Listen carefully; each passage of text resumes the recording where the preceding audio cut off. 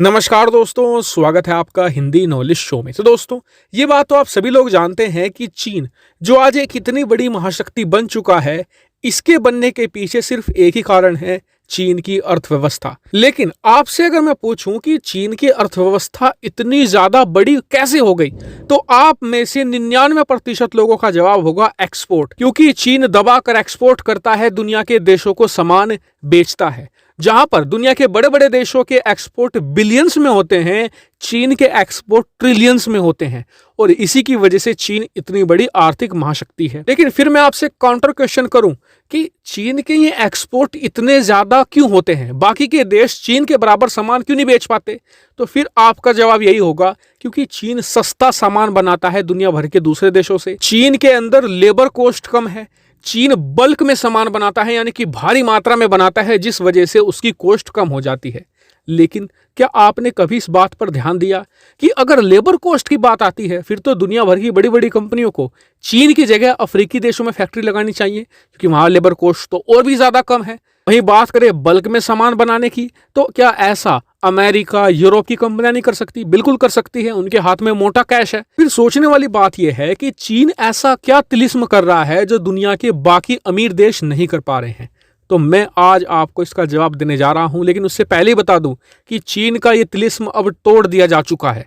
क्या है तिलिस्म? चलिए जानते हैं। तो दोस्तों, इस पूरे तिलिस्म का नाम है जीएसपी, यानी कि जनरलाइज्ड सिस्टम ऑफ प्रेफरेंस। और ये एक तरीके का ट्रेड बेनिफिट है, जिसे यूरोपियन यूनियन के 27 देशों समेत टोटल 32 देश जारी करते हैं। अभी तक भी इन 32 देशों ने चीन को ये जीएसपी का स्टेटस दे रखा था।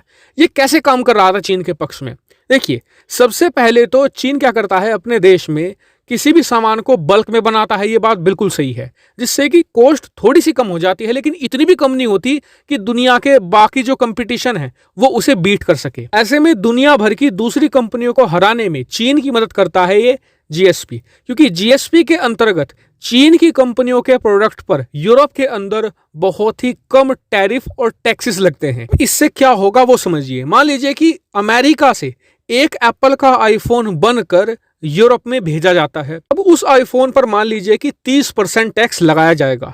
पहले उसकी कीमत 1 लाख थी, लेकिन अब वो 1,30,000 हो गई है।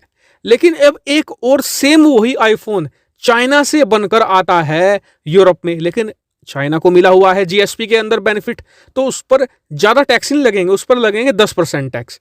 अब वही आईफोन यूरोप के अंदर होगा 1,10,000 का। आप ही सोचिए कि जो आम ग्राहक है वो 1,30,000 का फोन खरीदेगा या फिर सेम वही फोन 1,10,000 का खरीदेगा। सिंपल सी बात है, ग्राहक तो अपना ही फायदा यहां पर देखेगा।